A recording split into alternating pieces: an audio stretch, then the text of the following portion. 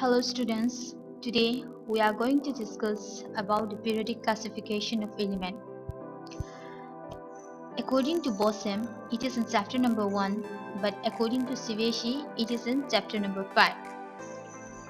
So first of all, let us try to know the meaning of this chapter. Periodic is something that is occurring at a regular interval or happen from time to time. Classification is an arrangement of things into groups based on ways that they are alike. So the meaning of periodic classification of element is to classify or arrange the element in a group based on some common properties. So what is this element? In the year 1661, there was a scientist called Robert Boyle proposed the definition of an element. Any substance that cannot be decomposed into simple substance by a chemical reaction is known as element. It means that elements are the small particles that cannot be broken down anymore. So why do we need classification of this element? It is because with the discovery of large number of elements, it has become very difficult to remember all the properties of elements. Hence, classification of elements was necessary. In the early attempts of classification of elements, there was a scientist called Lavoisier. Lavoisier classified the element into metals and non-metals. But this classification was failed when the metalloid was discovered at later stages. Metalloids are the elements which have the properties of both metals and non-metals, that is, for example of metalloids are the boron, silicon, germaniums, etc. And the next one, Doverener law of triads. There was a German chemist and a professor, Doverener. Attempts at the classification of elements are generally considered the first recorded attempt. He identified elements with similar properties and grouped them into groups of 3, hence the name triad. He realized when you arrange these 3 elements according to their atomic masses, the atomic mass of the second element was roughly the average of atomic mass of the first and the third element. So the Doverener grouped the lithium, sodium, potassium together in a triad. The atomic mass of lithium and potassium are 7 and 39. The atomic mass of sodium is in fact 23. There is a very close to the average of other two. However, Doverener soon found out that this was not uniform across all the elements. And then there was a limitation of Doverener also. Doverener could not arrange all the non-elements at that time into triad. He could identify only 3 such triads. And then there was another law, that is another classification, that is Newland law of octaves. Will you believe that chemistry and music have a connection? That's right. An English scientist by the name of John Newland tried to classify the element in a unique manner. He first started by arranging all the elements in an ascending order according to their atomic mass. Hydrogen, being the lightest, was obviously first. And Newland discovered that the first and the 8th elements show the similar properties and characteristics. He compared this to the 8 octaves of music, that is sa, re, ga, ma, pa, da, ni, where every 8th note is similar to the first. Hence the classification came to known as the Newland law of octaves. According to him, he said that when the elements are arranged in order of increasing atomic mass, every 8 element was properties to the first, just like the 8th note of musical scale.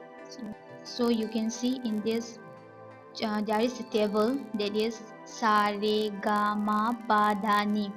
So here in this first, we see that hydrogen, second lithium, third beryllium, boron, carbon, nitrogen, oxygen.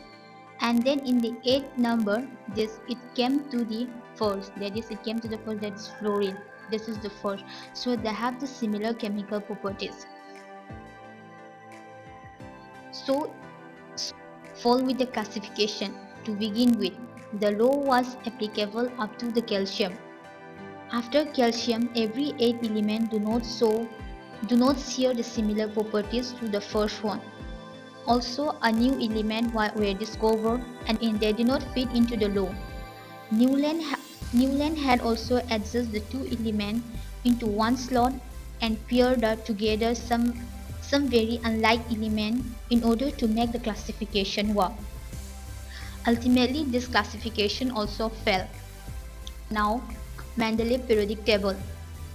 Now this was the most successful attempt among the earlier attempts at classification of elements. In fact, Dmitry Mendeleev is also known as the father of periodic table. It was due to his classification that we have our current periodic table. Mendeleev started his working in the year 1800 when 63 elements were known to chemists. So Mendeleev first noted down the chemical properties at all the 63 elements on a card. He had to notice a relation between the atomic mass of elements and their chemical, and also their physical properties. He observed that there was a periodic reoccurrence of elements with similar properties. So Mendeleev arranged these elements in a grid that we today know as a periodic table. Mendeleev also stated that properties of elements are the periodic function of their atomic mass, and this came to known as the periodic law. So, one of the most successful aspects of this Mendeleev table was that he was able to identify the missing element, whose discovery still had to happen. After careful study of atomic masses of elements, Mendeleev could actually recognize a few elements occurring between the non-elements. Of this classification, Mendeleev arranged the element in systematic way. He also predict the new element and their properties. He left space of the element which is yet to discover. And one of the best way about the Mendeleev table is that he arranged the element on systematic way of element, and then he also correct the atomic mass, and then he predict the properties of new element, and then he left some vacant place in his table for the element which was undiscovered on that time, like a boron, a aluminum, a silicon. It doesn't mean that we have said that a boron, a aluminum, a silicon. It does not mean that on that time boron, aluminum and silicon was not discovered. On that time these three elements were already discovered, but he predict this name because a boron, a aluminum, a silicon has the slot left by them was on slot of boron, aluminum, silicon, and later the element was discovered as a boron as scandium, a aluminum as gallium, a silicon as germanium, and that properties of Mendeleev was correct. And also one of the important things is that when noble gas was discovered, it could place in his table without disturbing the actual form of the table. And this is the periodic table which was discovered by the Mendeleev. It consists of 8 vertical columns which is called groups, and it also has a 7 horizontal row which is called periods. So in his 8 group, which was designed as Raman number 1, Raman number 2, Raman number 3, Raman number 4, Raman number 5, 6, 7, 8. Except group 8, each group is divided into A and B. You can see from here, and that next group also A and B. That is, this A is identified as a hydride of carbon, B is identified as the oxide of carbon. The element which lie on left hand side of each group, which constitute the subgroup A, this is called the normal or representative element, and the element which lie on the right hand side of each group constitute the subgroup B. These are called the transition element. So you can see from here this table.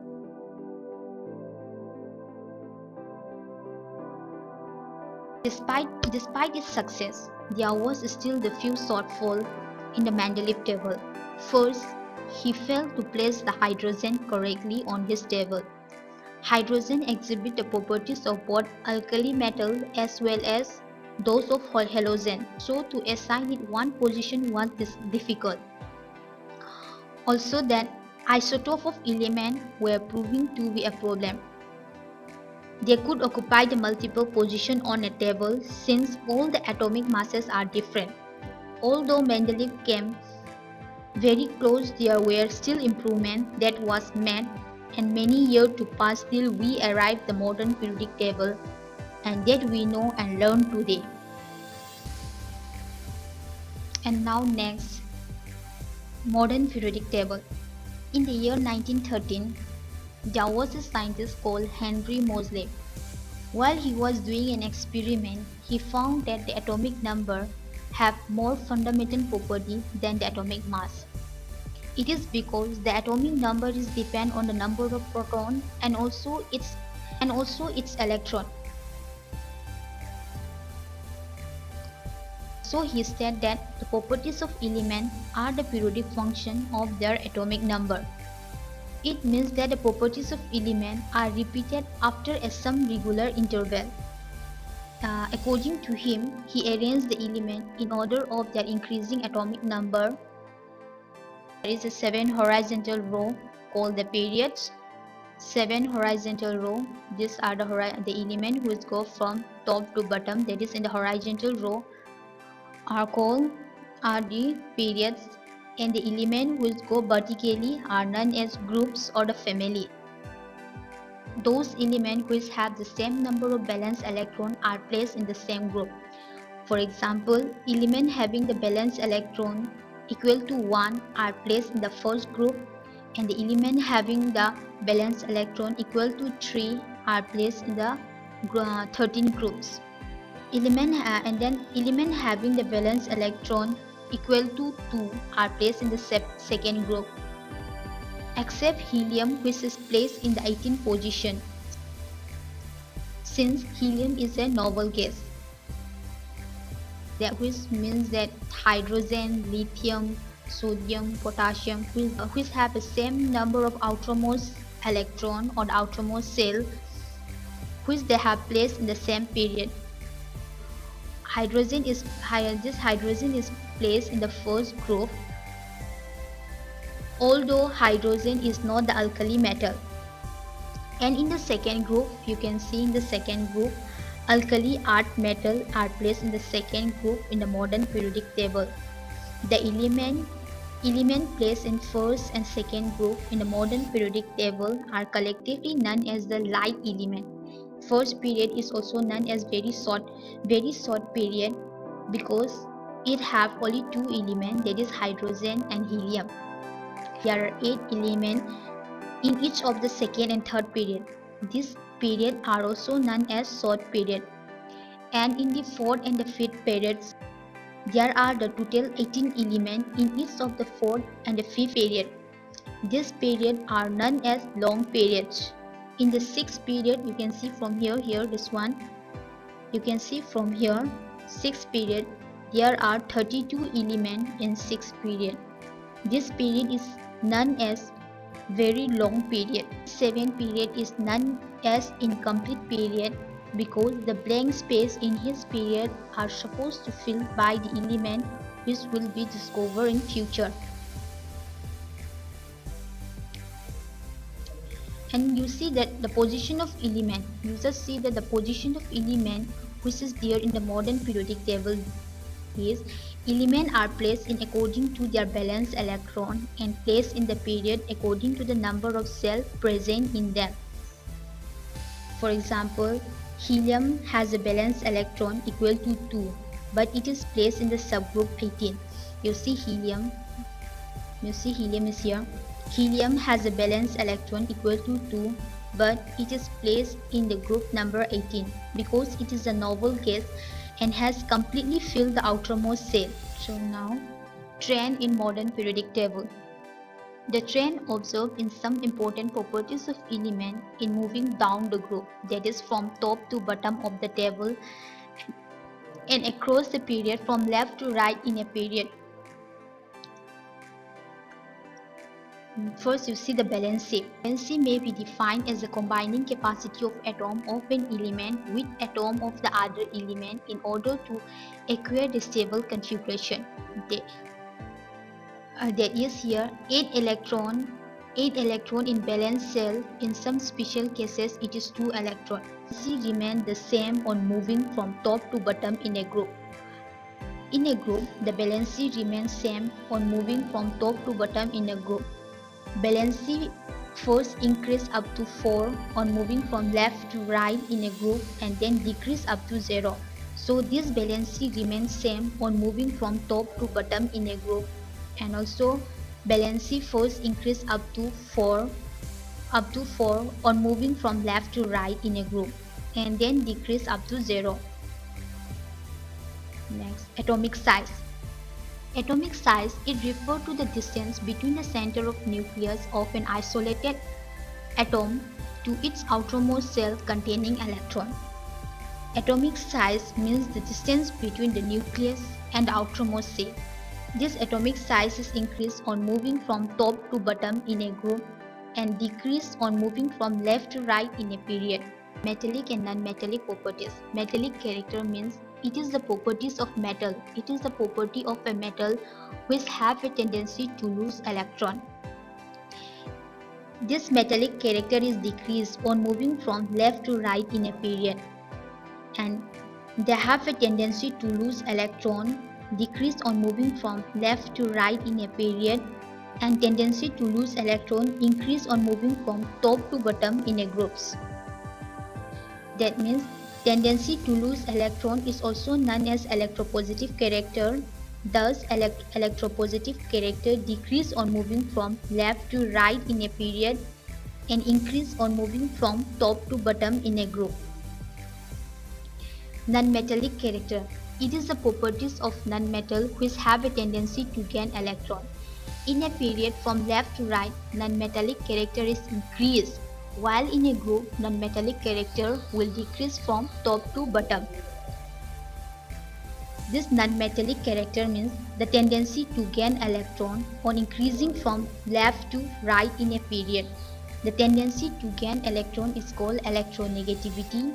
Thus, electronegativity of element increasing on moving from left to right in a period.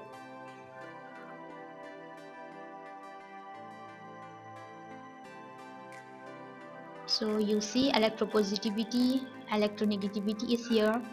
The example of electronegativity is fluorine, chlorine, bromine, iodine, oxygen, sulfur, etc. And then electropositivity, sodium, potassium, magnesium, etc. So for this electronegativity and electropositivity, we will be discussing more about for this on next chapter. So I hope you guys like it.